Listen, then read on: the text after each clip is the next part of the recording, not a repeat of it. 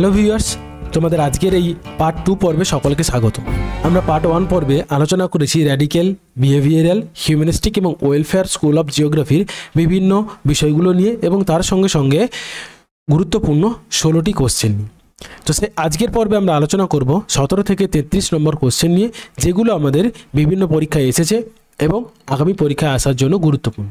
তোমরা যারা পার্ট 1 ভিডিওটা দেখোনি, তোমাদের রিকোয়েস্ট করবো অবশ্যই পার্ট 1টা দেখো এবং তারপর পর্ব 2টা দেখো।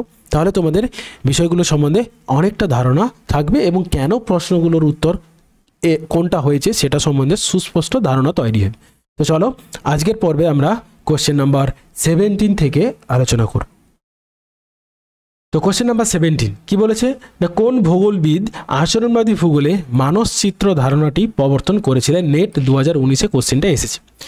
অপশনগুলো দেখে নিই। Yi Fu Tuan, D M Smith, Peter Gould এবং ডেভিড হার্ভি। তো এই যে চিত্রটা দেখতে পাচ্ছ, এটা হচ্ছে মেন্টাল ম্যাপের একটা ধারণা, যেখানে কগনিটিভ পারসপেক্টিভ বা ধারণাগত, অর্থাৎ যেটা আমরা বিষয়গত ধারণা, তার উপর ভিত্তি করে এই মেন্টাল ম্যাপ তৈরি করা হয়েছে। তো আমরা যদি দেখি ওয়াইফাই টুয়ানে আমরা আগেই পড়েছি যে হিউম্যানিস্টিক জিওগ্রাফির প্রতিকৃতি। ডেভিড স্মিথ ওয়েলফেয়ার জিওগ্রাফির প্রবক্তা ছিলেন। ডেভিড হার্ভে র্যাডিক্যাল অ্যাপ্রোচের অন্যতম প্রবক্তা, যাকে ফাদার অফ র্যাডিক্যাল অ্যাপ্রোচও বলা হয়। তো পিটার গোল্ড এখানে একমাত্র অপশান যার সম্বন্ধে আমরা এর আগে কোনো কনসেপ্ট নিইনি। তাহলে পিটার গোল্ড প্রথম এই মেন্টাল ম্যাপ ধারণাটা তুলে ধরেন 1974 সালে এবং রডনি হোয়াইটের সঙ্গে মিলে মেন্টাল ম্যাপ নামক গ্রন্থটি তুলে ধরেন। এই বিষয়টা কি দেখো, আর কিছুই নয়, আমি যদি আমার কোথাও একটা যাওয়ার পরিকল্পনা করি, আমার যেখানে গোল রয়েছে আমি যে কোনো একটা জায়গায় যাব, তাহলে সেই যাওয়ার আগে আমি আমার মাথার মধ্যে যাতায়াতের যে রাস্তাটা তার একটা ছক কষে নিই, যে কোন দিক দিয়ে যাব, কোন গলি দিয়ে ঢুকবো, কোথায় গিয়ে দাঁড়াবো, এই যে একটা ম্যাপ আমি তৈরি করে নিই মাথার মধ্যে, সেটাই হচ্ছে আমার মেন্টাল ম্যাপ, যার কিন্তু কোনো বাস্তব চিত্র নেই, কিন্তু আমার মাথার মধ্যে একটা ছক বা ছবি তৈরি করে থাকে, যেটা একদমই ব্যক্তিগত অভিজ্ঞতা সম্বন্ধ, সংস্কৃতি এবং উপলব্ধির উপর ভিত্তি করে তৈরি হয়। মানুষ কিভাবে জায়গা বোঝে, চেনে এবং সিদ্ধান্ত নেয় তার উপর ভিত্তি করে। সুতরাং আমার মাথার মধ্যে যে একটা মানচিত্র তৈরি হচ্ছে, যে কোনো পরিকল্পনা তুমি করো, তার জন্য তোমার মাথার মধ্যে একটা কিন্তু পরিকল্পনা থাকে এবং ফার্স্ট থেকে লাস্ট পর্যন্ত যে তুমি কিভাবে কাজটা করবে, সেই বিষয়টাই হচ্ছে মেন্টাল ম্যাপ বা মানসিক চিত্র। তো পিটার গোল্ড এই মেন্টাল ম্যাপ বা মানসিক চিত্রটা বোঝার জন্য বলেছেন। এর সঙ্গে সঙ্গে ওল্ড্রিজ, আমাদের বিখ্যাত ভৌগোলিক, তিনিও কিন্তু এই মেন্টাল ম্যাপ সংক্রান্ত বিভিন্ন কার্যকলাপ করেছেন। তো ওল্ড্রিজ এবং পিটার গোল্ড এবং হোয়াইট, রডনি হোয়াইট, এদের নাম কিন্তু তোমরা মনে রাখবে। ওকে, নেক্সট আমরা চলে যাব কোশ্চেন নাম্বার 18। কোশ্চেন নাম্বার 18 কি বলেছে, র্যাডিক্যাল ভূগোল প্রাথমিকভাবে কোন ধরনের তথ্য বিশ্লেষণ ব্যবহার করে? কোয়ান্টিটেটিভ ডেটা বা quantitative analysis, qualitative analysis, statistical modelling এবং জিআইএস ম্যাপিং। অর্থাৎ কোশ্চেনটা দেখো, র্যাডিক্যাল অ্যাপ্রোচে কোন ধরনের তথ্যগুলো বিশ্লেষণ করা হয়। দেখো, কোয়ান্টিটেটিভ অ্যানালাইসিস বা কোয়ান্টিটেটিভ ডেটা, এখানে অ্যানালাইসিসের উপর ডেটা থাকতো, এটা তো কোয়ান্টিটিভ অ্যাপ্রোচের ধারণা। স্ট্যাটিস্টিক্যাল মডেলেও কোয়ান্টিটিভ অ্যাপ্রোচের ধারণা। জিআইএস ম্যাপিং, এটা তো কার্টোগ্রাফির বিষয় এবং আলাদা একটা পরিবেশ, যেটা আধুনিক কালে খুব গুরুত্বপূর্ণ। GIS mapping, GIS, remote sensing, GIS এর বিষয়। সুতরাং এখানে কোয়ালিটেটিভ অ্যানালাইসিস এই বিষয়টা কিন্তু আমাদের হয়ে যাবে অ্যান্সার। কারণ র্যাডিক্যাল অ্যাপ্রোচে আমরা যদি দেখি মানুষের চিন্তাধারা, মানুষের সামাজিক সমস্যা, দুঃখ, দুর্দশা, এইগুলো কিভাবে আমরা সমাধান করব, সেই বিষয়ে তথ্য সংগ্রহ বা সেই বিষয়ে আলোচনা করার কথা বলা হয়েছে র্যাডিক্যাল অ্যাপ্রোচ। তার মানে এটা কোয়ালিটেটিভ বিষয়গুলোকে নিয়েই সব থেকে বেশি গুরুত্ব দেয়। তাহলে অপশান বি হয়ে যাবে আমাদের এখানে অ্যান্সার। নেক্সট একটা ম্যাচিং এসেছে, সেট 2022-এ এসেছে। দেখো কি বলেছে, কলাম এতে রয়েছে কয়েকজন ভৌগোলিকের নাম, কলাম বিতে রয়েছে তাদের যে ব্রাঞ্চে বা যে অ্যাপ্রোচ নিয়ে তারা কাজ করেছে। David Harvey, Peter gold, DM Smith, Edward Ralph. দেখো, ডেভিড হার্ভে আমরা যদি দেখি, আমরা সরাসরি চলে যাবো র্যাডিক্যাল জিওগ্রাফির সঙ্গে। Peter Gould behavioural approach, mental map, David Smith welfare, আর এডওয়ার্ড রেলফ হিউম্যানিস্টিক জিওগ্রাফি। তাহলে পড়ে থাকলো। ওকে, অপশান 20 একটা অ্যাসারশন দিয়েছে, কি বলেছে দেখো, অ্যাসারশনে বলেছে র্যাডিক্যাল ভূগোল পুঁজিবাদী ব্যবস্থার সমালোচনার উপর গুরুত্ব দেয়। অবশ্যই, কারণ র্যাডিক্যাল অ্যাপ্রোচের ভিত্তি হচ্ছে মার্কসিজম, মার্কসের কনসেপ্ট, আর মার্কস কিন্তু ক্যাপিটালিস্ট সোসাইটির এগেনস্টে কথা বলেছে। তার মানে পুঁজিবাদী বা ক্যাপিটালিস্ট সোসাইটি এগেনস্টে রয়েছে। এই কারণটা ঠিক। এই যে বক্তব্য সেটা ঠিক। কারণটা কি বলেছে, এটি স্থানিক অসাম্য সমাধানের জন্য মার্ক্সবাদী তত্ত্ব ব্যবহার করে, এটাও ঠিক এবং কারেক্টলি এক্সপ্লেন করেছে। সুতরাং অপশান আমাদের এ হয়ে যাবে, both A and R is true but R is correct explanation of A. Question number 21 কি বলেছে, নিম্নলিখিত কার দ্বারা মানবীয় ভূগোলে আচরণবাদী ধারণার সূত্রপাত হয় বলে মনে করা হয়? মানবীয় ভূগোলে বিহেভিয়ারাল অ্যাপ্রোচ ধারণার সূত্রপাত কার হাত দিয়ে হয়? Julian Wolpert, Gilbert White, William Kirk, Allan Pred. দেখো হিল্ট এবং হোয়াইট এবং ক্রিক এই দুজনের নাম আমরা শুনেছি, কিন্তু এই দুটো নাম একদমই নতুন। তো দেখো কি বলেছে, আধুনিক ভূগোলে জুলিয়ান উলপার্টের 1964 একটা গবেষণাপত্রে তিনি দেখিয়েছিলেন যে কিভাবে মানুষ তার আচরণের সঙ্গে বা পরিবেশের সঙ্গে মিথস্ক্রিয়ার দ্বারা তার আচরণগুলোকে কিভাবে পরিবর্তন করছে। তিনি মূলত সুইডেনের একটি কৃষি খামারের কৃষকদের উপর গবেষণা করে তিনি দেখিয়েছিলেন যে ওই অঞ্চলের কৃষকরা কৃষি সম্বন্ধে সেরকম কোনো লিটারেল নলেজ তাদের ছিল না, তাদের কোনো রাসায়নিক সার ব্যবহার ছিল না, তাদের কোনো টেকনিক্যাল নলেজও ছিল না। শুধুমাত্র তাদের অভিজ্ঞতার বা পরিবেশের সঙ্গে মিথস্ক্রিয়ার উপর ভিত্তি করে তারা দীর্ঘদিন ধরে সাকসেসফুলি কৃষিকাজ করে চলে এসেছে। তো সেই ধারণার উপর ভিত্তি করে এবং জুলিয়ান উলপার্টের ওই গবেষণাপত্রের পর থেকেই কিন্তু অ্যাকচুয়ালি 1964 এই আচরণবাদী ভূগোল বা আচরণবাদী ধারণা ভূগোলের সূত্রপাত ঘটে।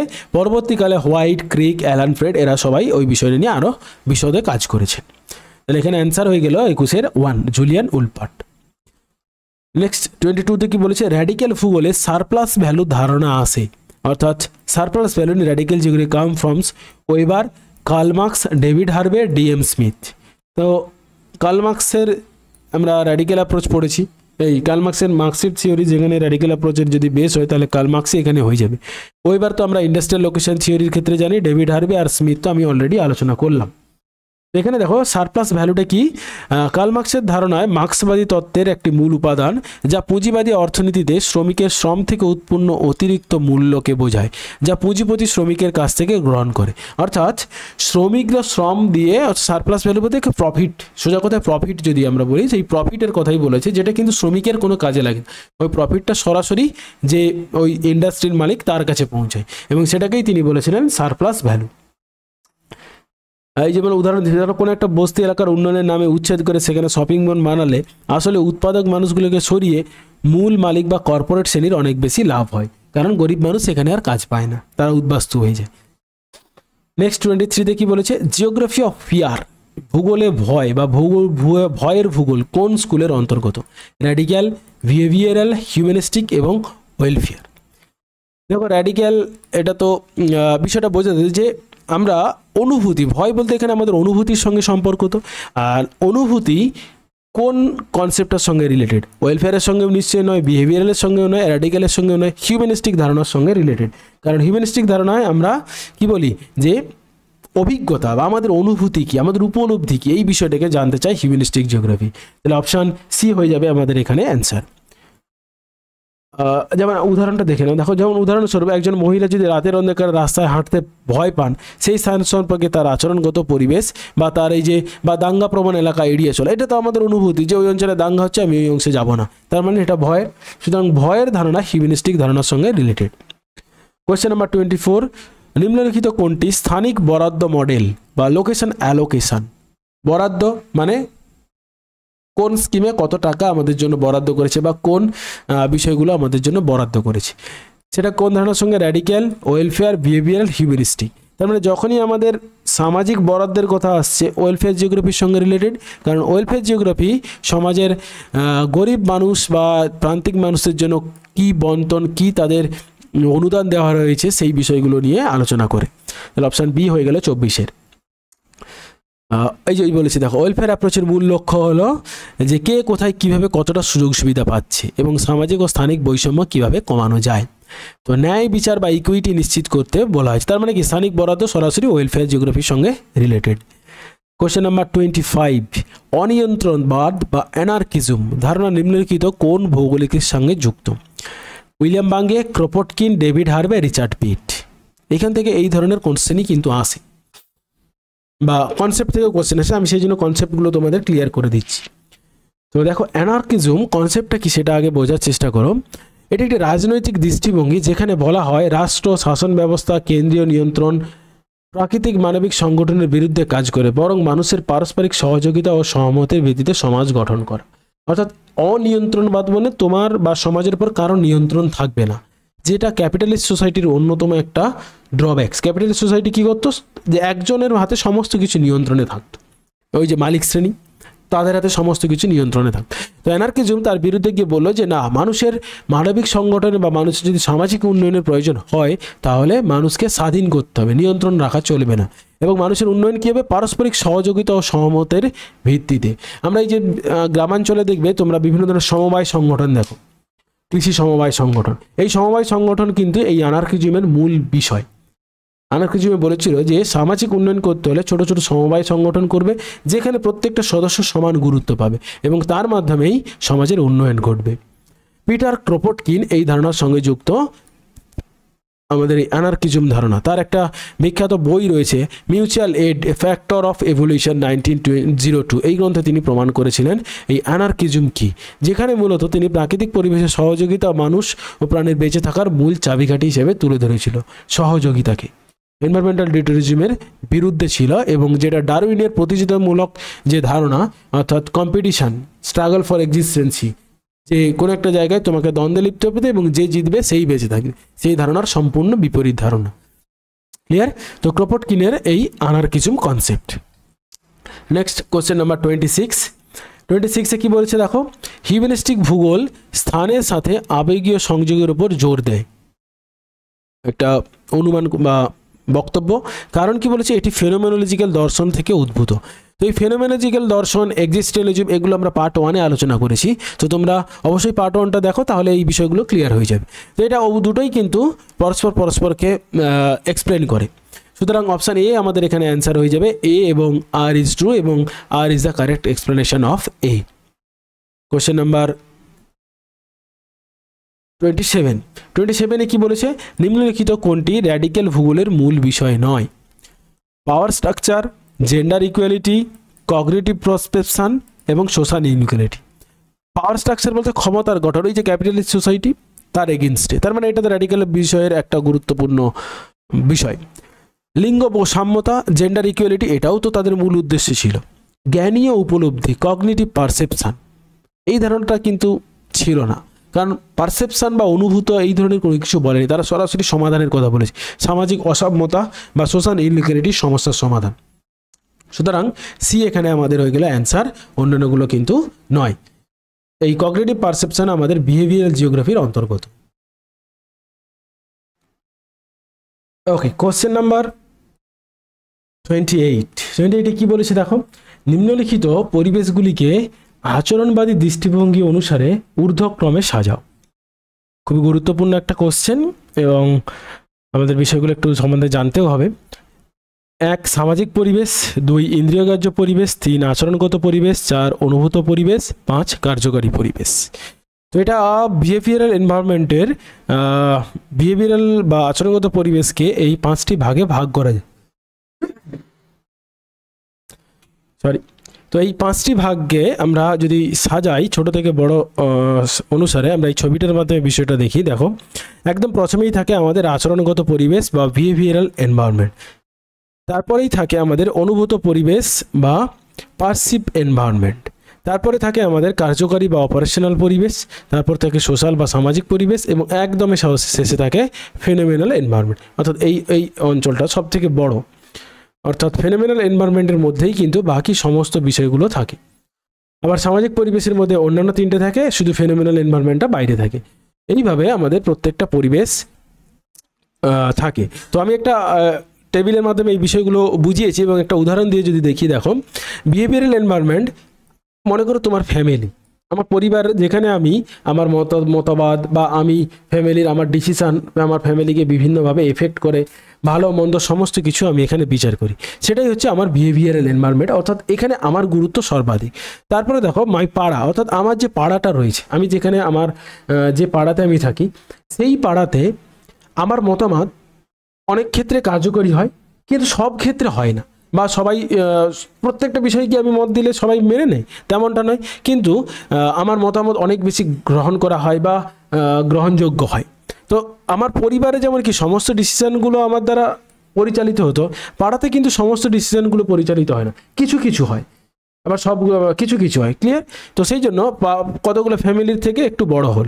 আবার দেখো পাড়ার বাইরে আমার গ্রাম বা আমার ভিলেজ, তো আমি একাধিক পাড়া নিয়ে গঠিত। সেখানে আমাদের ভিলেজে যদি কোনো সমস্যা হয় বা আমার যদি কোনো অনুষ্ঠান বা বিষয় যদি মতামত হয়, সেখানে হয়তো আমার দু একটা মতামত গ্রহণযোগ্য হয়, কিন্তু সবগুলো হয় না। অর্থাৎ দেখো আমার আস্তে আস্তে পরিবেশটা ছোট হয়ে আসছে, কিন্তু পরিধিটা অনেক বড় হচ্ছে ভিলেজ। তারপরে দেখো আমার ব্লক, সেখানে হয়তো আমার কোনো ভূমিকাই নেই, ব্লকে আমি কোনো মতামত দিই বা না দিই সেখানে আমার কোনো ভূমিকা নেই, কিন্তু ব্লকের কাজ হয়ে যায়। এটা হচ্ছে সোশ্যাল এনভায়রনমেন্ট, কিন্তু আমি ওই ব্লকের মধ্যে আবার আছি, এমন নয় যে ব্লকের বাইরে আছি। ক্লিয়ার? তারপরে দেখো ফেনোমেনন এনভায়রনমেন্ট, এটা আরও বৃহত্তর পরিবেশ, যেখানে আমার ভূমিকা একদমই নাই বললেই চলে, শুধু ওই ভোটদান বা এইটুকুর মধ্যেই থাকে, ওরা একদমই নগণ্য।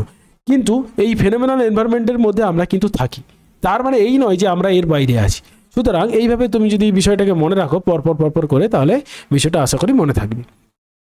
ক্লিয়ার? নেক্সট আমি চলে আসছি কোশ্চেন নাম্বার 29। এখানে কি বলেছে না, আচরণবাদী ভূগোলে গবেষণা পদ্ধতি মূলত কোন ধরনের? অপশান এ ডিডাকটিভ বা অবরোহী পদ্ধতি, এক্সপেরিমেন্টাল বা পরীক্ষামূলক পদ্ধতি, ইন্ডাকটিভ বা আরোহী পদ্ধতি, কোয়ান্টিটিভ মেথড বা রাশিমাত্রিক। দেখো আচরণবাদী ভূগোল যখনই বলবে, এখানে কি বলেছে যে মানুষের অভিজ্ঞতা, পরিবেশের সঙ্গে মানুষের কি অভিজ্ঞতা রয়েছে, কিভাবে মিশছে, তার মানে কি সরাসরি আমরা ফিল্ড ভিজিটে বা পরিবেশের সঙ্গে মিশে আছি, সুতরাং এখানে অপশান হয়ে যাবে ইন্ডাকটিভ মেথড। আর এর উল্টো হয় ডিডাকটিভ মেথড, অর্থাৎ যেখানে তুমি পরিবেশের সঙ্গে সরাসরি সম্পর্কযুক্ত নয়, তুমি বাড়িতে বসে আছো, তুমি তোমার গবেষণা করছো, সেই প্রসেসটাকে আমরা বলি ডিডাকটিভ মেথড, যেটা আমরা বলি আপ টু বটম। আর ইন্ডাকটিভ মেথড হচ্ছে বটম টু আপ পদ্ধতি, আর ডিডাকটিভ হচ্ছে আপ টু বটম, ওর ওপর থেকে নিচের দিকে আসে এইভাবে।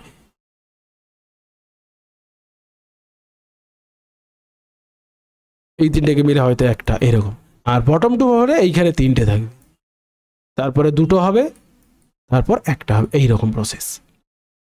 ক্লিয়ার? তাহলে অপশান হয়ে গেল আমাদের 3 ইন্ডাকটিভ মেথড। কোশ্চেন নাম্বার 30 কি বলেছে, নিম্নলিখিতদের মধ্যে কে প্রথম আচরণবাদী ম্যাট্রিক্স বা বিহেভিয়ারাল ম্যাট্রিক্সের ধারণা প্রদান করেন? Kevin Cox, Peter Gould, Julian Wolpert এবং অ্যালান প্রেড। দেখো এই তিনজনের কেউই নয়, এই তিনজন আমরা অন্য অন্য ফিল্ডে দেখলাম আর প্রদান করেছে, শুধুমাত্র অ্যালান প্রেড যিনি এই বিহেভিয়ারাল জিওগ্রাফির অন্যতম একটা কনসেপ্ট, যেটা হচ্ছে আমরা বলি বিহেভিয়ারাল ম্যাট্রিক্স, সেই ধারণাটা দিয়েছিলেন। তো এখানে মূলত বিহেভিয়ারাল ম্যাট্রিক্সে একটা ম্যাট্রিক্স টেবিল আমরা দেখবো, সেটা পর্ব আছে, এখানেই আমরা আলোচনা করব। অর্থনৈতিক বা ইকোনমিক ম্যান ধারণার উপর প্রতিষ্ঠিত। কেভিন কক্স মূলত যিনি একজন গুরুত্বপূর্ণ অবরোহী ভূগোলবিদ ছিলেন, পারসেপশন অফ স্পেস এবং মেন্টাল ম্যাপ নিয়ে কাজ করেছেন। তো এই বিহেভিয়ারাল ম্যাট্রিক্স বিষয়টা আমরা আসছি এবং এটা নিয়ে আলোচনা করছি। এই ম্যাট্রিক্সে কি বলেছে, বিহেভিয়ারাল ম্যাট্রিক্স একটি ফ্রেমওয়ার্ক বা কাঠামো যা প্রথম প্রস্তাব করেন অ্যালান প্রেড 1967। এটি বোঝায় যে একটি ব্যক্তি তার আচরণ, তথ্য, সময়, স্থান এবং জ্ঞান এই উপাদানগুলোর উপর নির্ভর করে কিভাবে পরিবর্তিত হয়। কীরকমভাবে দেখো, আমি এই টেবিলটার মধ্যে দিকে মানে এটাই বলা হয় বিহেভিয়ারাল ম্যাট্রিক্স টেবিল। দেখো এই ওপর বরাবর এইদিকে অ্যারোতে দেখানো হয়েছে যে একজন মানুষের কাছে ability to use perceive information increase, অর্থাৎ এইদিকে বাড়ছে, অর্থাৎ একজন মানুষের কাছে কোনো তথ্য বিশ্লেষণ করার ক্ষমতা কতটা রয়েছে সেটা, এটা 0 ধরতে পারে, এটা স্টার্টিং 0, এই 0 থেকে ডান দিকে ক্রমশ বৃদ্ধি পাচ্ছে। আর এই নিচের যেটা বৃদ্ধি পাচ্ছে সেটা দেখো পারসিভড ইনফরমেশান, অর্থাৎ কোয়ান্টিটি এবং কোয়ালিটি অফ পারসিভড ইনফরমেশান, অর্থাৎ একজন মানুষের কাছে কতটা ইনফরমেশান রয়েছে। তাহলে দেখো ওপরের দিকে বৃদ্ধি পাচ্ছে একজন মানুষের তথ্য বিশ্লেষণ করার ক্ষমতা, আর নিচের দিকে এইদিকে বৃদ্ধি পাচ্ছে কতটা ইনফরমেশান রয়েছে। অর্থাৎ 0 মানে কি, এই 0-র কাছাকাছি যে থাকবে B11, ক্যাপিটাল 1 স্মল 1, তো এখানে যে আছে তার দেখো একদম কাছে, মানে যা স্টার্টিং হয়েছে তার তথ্য বিশ্লেষণ করার ক্ষমতাও অল্প এবং তার কাছে তথ্যও রয়েছে অল্প। তার মানে B11 পজিশনে কেউ যদি থাকে তার কিন্তু সর্বদিক থেকেই সে দুর্বল, অর্থাৎ তার ডিসিশন মেকিং ক্ষমতা একদমই কম।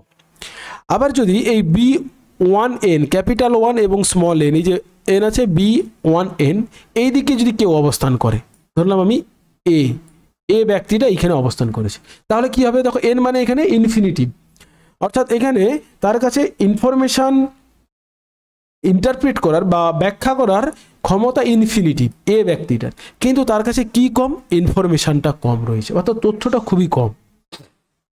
সুতরাং এরও গুরুত্ব সমাজে নেই, বা এও সঠিকভাবে ডিসিশন নিতে পারবে না। আবার এইদিকেও যদি থাকে BN1, অর্থাৎ n বলতে এখানে তার কাছে প্রচুর পরিমাণে ইনফরমেশন রয়েছে বা তথ্য রয়েছে, কিন্তু এই অবস্থাটা দেখো তার কাছে তথ্য বিশ্লেষণ করার ক্ষমতা একদমই নেই। অর্থাৎ আমার কাছে তো অনেকগুলো কম্পিউটার রয়েছে, কিন্তু আমি কম্পিউটার চালাতে জানি না, এইরকম একটা কনসেপ্ট। তার মানে কম্পিউটার থাকা আর না থাকা একই জিনিস। ক্লিয়ার? তো এইভাবে তিনি দেখিয়েছিলেন যে একজন মানুষ কোথায় থাকলে সে পারফেক্টলি ডিসিশন নিতে পারবে। তার অবস্থানটা হচ্ছে এই যে BNN, অর্থাৎ একদম এই রাইট বটম কর্নারে যদি কেউ থাকে, তাহলে কারণ তার কাছে কি আছে? সব থেকে বেশি ইনফরমেশন এক্সপ্লেন করার অভিজ্ঞতাও রয়েছে বা ক্ষমতা রয়েছে, আবার তার কাছে প্রচুর পরিমাণে ইনফরমেশনও রয়েছে। সুতরাং এই BNN ব্যক্তিটা বা এখানে যে থাকবে, ধরলাম X, এই X ব্যক্তি কিন্তু তার ডিসিশন নেওয়া সব থেকে বেশি হবে, অর্থাৎ সে হবে ইকোনমিক ম্যান বা রেশনাল ম্যান। অ্যালান পেন এটাই বলেছে যে এই পজিশনে যে ব্যক্তি থাকবে সে হচ্ছে ইকোনমিক ম্যান, কিন্তু বাস্তবে এই পজিশনে কেউ থাকে না, থাকে কোথায়? এইরকম মাঝামাঝি। সুতরাং ইকোনমিক ম্যান বলে প্রকৃতপক্ষে কোনো কনসেপ্ট হয় না। ক্লিয়ার? তো এখানে এই ইনফরমেশনগুলো একটু ইন্টারপ্রিটেশন করা রয়েছে, তোমরা দেখে নিও, আমি আর ডিটেলসে আসছি না। এবার কোশ্চেন নাম্বার 31 কি বলেছে? নিম্নলিখিতদের মধ্যে কে বলেছিলেন আচরণবাদী ভূগোল হাফ ব্লাইন্ড, মানে অর্ধেকটা অন্ধ? David Harvey, Thrift, Anne Buttimer, Peter Gould. Harvey, Buttimer, Gould এবং বুটিমার এই তিনজনই নয়, থ্রিফট বলে একজন বিখ্যাত সমালোচক রয়েছেন, যিনি বলেছিলেন এই আচরণবাদী ভূগোল হলো হাফ ব্লাইন্ড।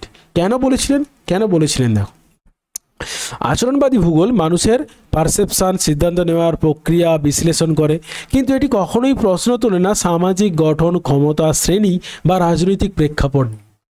অর্থাৎ সে মানুষের ডিসিশন নেওয়ার ক্ষমতা বলছে এবং তার সিদ্ধান্ত কি হতে পারে সে বিষয়ে বলেছে, কখনো এই সামাজিক সমস্যাগুলো নিয়ে বলে না।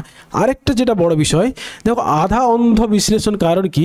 এটি ব্যক্তির মানসিকতা বোঝে, কিন্তু কেন সে সিদ্ধান্ত নিচ্ছে তার সামাজিক পটভূমিকা উপেক্ষা করে।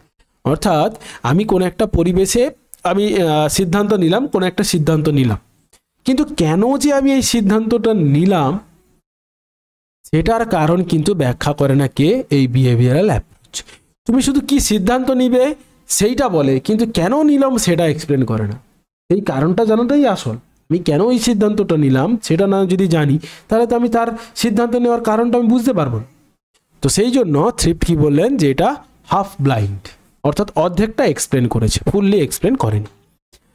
ওকে, কোশ্চেন নাম্বার 32 কাকে আচরণবাদিতার জনক, ফাদার অফ বিহেভিয়ারালিজম বলে বিবেচনা করা হয়?